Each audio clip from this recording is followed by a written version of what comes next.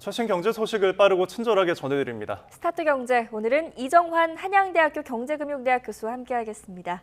교수님 어서 오십시오. 네, 어서 오십시오. 자, 대출과 부동산 이야기 먼저 해보겠습니다. 8월 이제 대출 통계가 나왔는데 살펴보니까 주담대가 역대 최대를 기록했다고요. 이게 사실은 주택담보대출 이게 늘어나는 폭이 있지 않습니까? 예. 5월 달에 5조 원대, 6월 달에 6조 원대, 7월 달에 7조 원대, 8월 달에 거의 피크를 찍으면서 예. 8조 원대 늘었다라고 이야기를 하고 있고요. 그래서 총 가계대출이 모은권이 1,130조 원 정도 되고, 예. 이 중에 뭐 지난달에 늘어난 것이 결국은 주택담보대출 8조, 그다음에 신용대출 뭐 1조 원 가량 되면서 9조 3천억 원 가량 늘어났다라고 이야기를 하고 있습니다. 네. 근데 이게 경제에서 굉장히 중요한 이슈라고 볼 수 있을 것 같거든요. 네. 최근 국회에서 어떤 정부의 발언이라든지 BIS, 뭐 IMF 이런 데 보고서에서도 가계대출 문제를 지속적으로 언급을 하고 있습니다. 예. 이게 크게 두 가지 측면이라고 말씀드릴 수 있겠는데요. 가계대출이 이렇게 늘어나게 되면은 흔히 말하는 이자 비용이라든지 원금 상환 부담이 늘어나게 됨으로써 경기 안 좋아질 수 있는 이런 영역이 하나가 있다라고 보시면 될 것 같고요. 또 뭐 버블 같은 부동산 버블 같은 것들이 발생할 수 있는 이런 기폭제가 된다라는 의견이 하나가 있을 수 있습니다. 두 번째는 한국은행이 가장 주목하는 지점으로서 이렇게 가계부채가 늘어나기 시작하면은 뭐 부동산 시장이 자극되고 부동산 시장이 자극되면 또 가계부채가 또 늘어나게 되고 예. 그렇게 되면은 금리를 내릴 수 없는 환경들이 조성이 되거든요. 결국 금리를 내려야 사실은 최근에 소상공인이라든지 부동산 PF 같은 것들을 정리하는 데 있어서 흔히 말 내수 경기가 많이 침체가 되었다라고 이야기하는데 이것들 정리하는 데 있어서 굉장한 도움이 될 수가 있는데 그런 것을 빠르게 못 가는 큰 요인으로 지금 가계대출 문제가 지적되고 있습니다. 사실 이제 미국의 기준금리가 낮춰질 것이 어느 정도 기정사실화되고 하고 있는 상황이기 때문에 우리나라 이제 어떻게 보면 기준금리가 어떻게 될 것이냐에 사람들이 관심이 많고 이것이 과연 경기 부양으로 이어질 수 있을까에 대한 논의가 굉장히 많이 나오고 있는데 이런 가계대출 증가세가 뭐 8월까지 굉장히 많이 늘었기 때문에 뭐 최근에 나오는 이야기로는 뭐 기준금리 인하 시점이 10월에서 뭐 11월로 늦춰져야 되는 게 아니냐 이런 이야기까지 나오고 있다라고 아마 보시면 될 것 같습니다. 네. 예. 말씀하신 것처럼 경제에 있어서 굉장한 중요한 이슈이기 때문에 저희도 여러 번 좀 짚어본 문제이긴 하지만 일단 이 주담대 규모가 왜 이렇게 급증을 했는지 배경을 좀 짚어주시면 좋을 것 같아요. 뭐 사실 주택 사시는 분들의 타이밍 문제라고 이야기할 수가 있는데 이제 주택 거래 같은 것들은 금리가 인하할 것이라고 기대하는 시점부터 많이 늘어나기 시작한다라고 보시면 될 것 같습니다. 왜냐하면 이제 금리 인하될 것 시작하면 변동금리 빌리면 실제로 금리 인하에 대한 어떤 혜택을 누릴 수도 있고요. 금리가 인하하게 되면 또 가격이 상승한다라는 기대감이 형성이 될 수가 있으면서 조금 인하한 시점부터 이제 주택 매매 같은 것들이 거래량이 늘어나지 않느냐라고 보실 수 있을 것 같고 지금 뭐 수도권 아파트 매매 거래량이 어떤 그래프가 나오고 있는데 6월에 비해서 7월에 한 20% 이상 늘었다라고 이야기하고 있고 전년도 7월에 비교하면은 한 70% 수도권의 기준에는 거의 69% 이상 증가한 폭을 보여주면서 금리 인하에 대한 기대감이 형성이 되고 그다음에 어떻게 보면은 주택 가격 상승에 대한 요인들이 겹쳐지면서 주택 매매가 빠르게 이루어지고 있다. 특히 아파트를 중심으로 빠르게 이루어지고 있다는 그런 측면이 하나가 있습니다.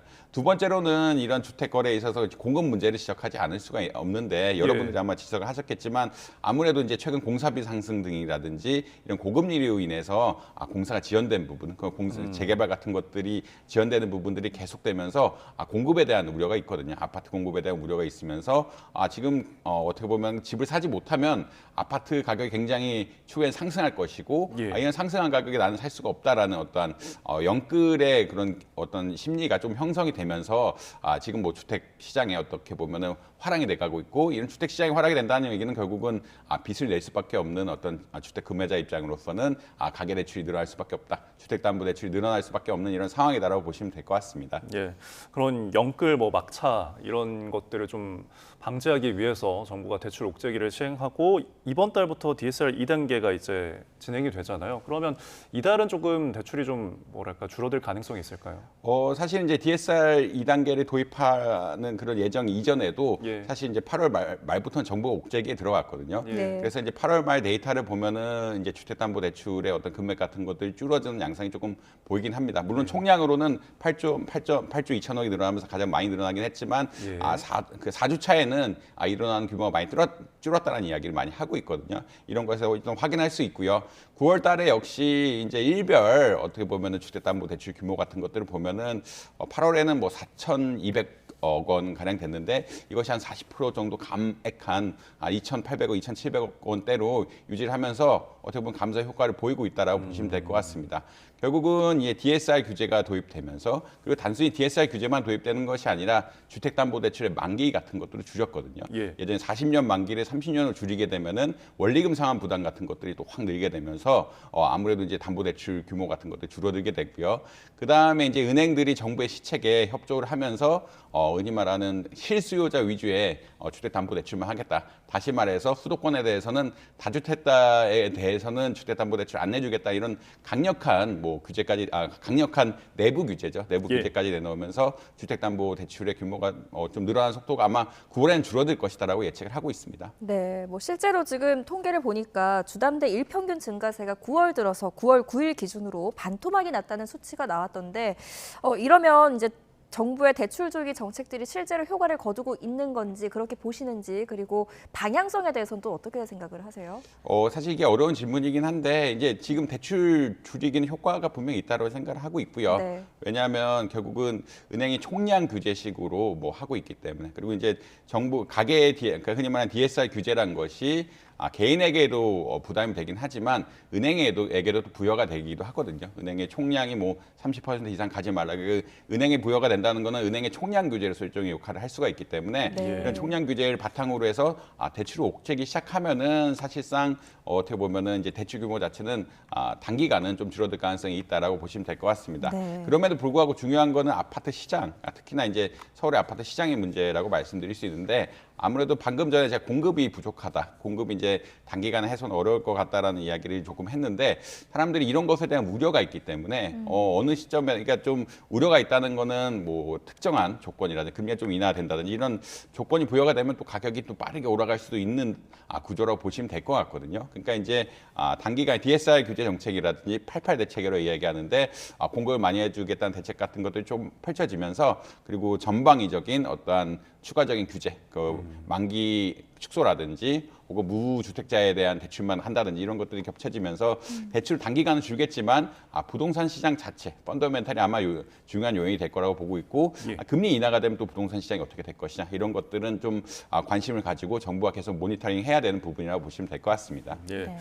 자, 대출 증가세가 이렇게 뭐 잡히고 있다는 판단 때문일지 은행들이 실수요자 예외 경쟁에 좀 나선 모습도 보이고 있죠. 아까 사실 리포트에서도 나왔지만 예. 굉장히 실수요자들 또 어려운 국면에 처해 있기도 합니다. 일단 가장 문제가 되시는 분들이 집을 사려고 계약하신 분들이 문제가 되는데 네. 사실 40년 만기로 될 것으로 예측을 했지만 실제로 30년 만기밖에 안 나온다는 얘기는 대출 규모가 줄어들 수밖에 없다는 이야기라고 보시면 될 것 같고요. 예. 대출 규모가 줄어들면 이제 흔히 말해서 계약 자체가 성사가 안 될 가능성도 있기 때문에 또 혹은 제2금융권에 가서 보다 비싼 돈으로 빌려야 될 가능성들이 있기 때문에 좀 어려움 겪을 수밖에 없다. 그런 것은 일단 말씀드릴 수 있겠습니다. 예. 두 번째로는 이제 실제 집을 사는 사람들이 어떤 사람들이냐. 지금 굉장히 규제가 타이트해서 그러니까 8월 말, 9월 초 이때에는 결국 무주택자만 해주자. 그러니까 가족 내에서도 1주택 아니면 해주면 안 된다라는 이야기까지 갔는데 지금 아무래도 가계대출 규모가 조금 안정되는 추세를 보이다 보니까 무주택자라고 할지라도 혹은 1주택자로 할지라도 처분할 것을 예상하면은 이것을 해주는 방법으로 가고 있고요. 그 다음에 아무래도 이제 다른 여러 가지 조건들, 그러니까 이제 수도권에 집을 사는 데 있어서 다른 결혼이라든지 상속이라든지 예. 이런 다른 조건들이 걸려 있을 때 사고 팔 때 할 때는 뭐 대출을 해주겠다는 등 조금은 9월 초에 비해서는 조금 어떻게 보면은 가계대출에 있어서 어떻게 보면 압력 같은 것들이 좀 줄어들고 있는 양상이다라고 보시면 될 것 같습니다. 그러니까 이런 조건들을 이제 뭐 제시를 하면서 결국에는 이 대출을 필요로 하는 실수요자 이들이 정말 실질적으로 어떻게 필요한 사람들인가라고 이제 정의할 거에 대한 문제도 있는 것 같더라고요.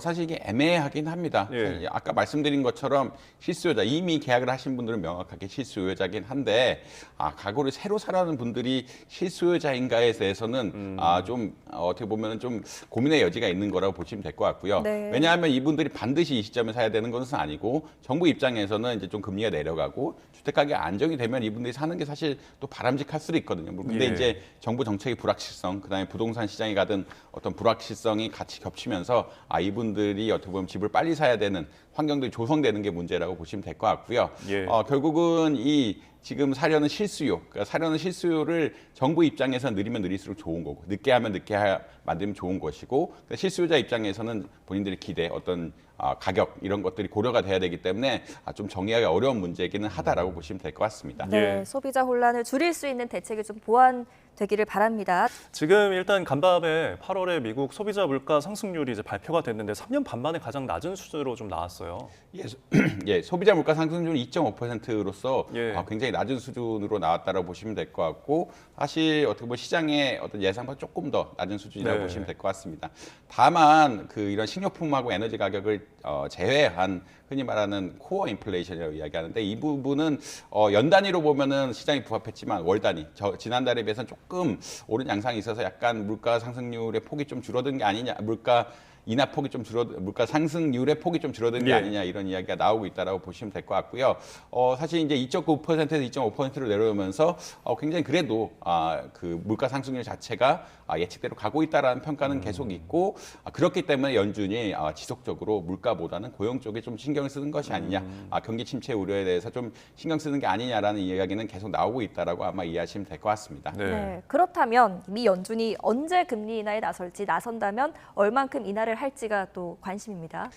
사실 이제 9월에 금리 인하를 나설 거라는 기대는 거의 100%라고 보시면 될 것 같습니다. 예. 다만 이 폭이 그 흔히 말하는 0.25%포인트의 컷이냐, 아니면 0.5%포인트의 컷이냐, 그다음에 B컷이 가능하느냐에 대해서 좀 기대감이 왔다 갔다 한다라고 보시면 될 것 같고요. 지금 기대상으로는 뭐 한 80% 이상, 85%까지 보고 있는데, 85%가량의 어떤 시장 참여자들은 B컷까지는 좀 어려운 것 같다. 특히나 오늘 핵심 코어 인플레이션 지표가 예측보다 약간은 높게 나오면서 예. 이러한 B컷의 가능성보다는 그냥 일반적인 뭐 0.25%포인트 이나의 가능성이 좀 높아졌다라고 생각하는 경향들이 있고요.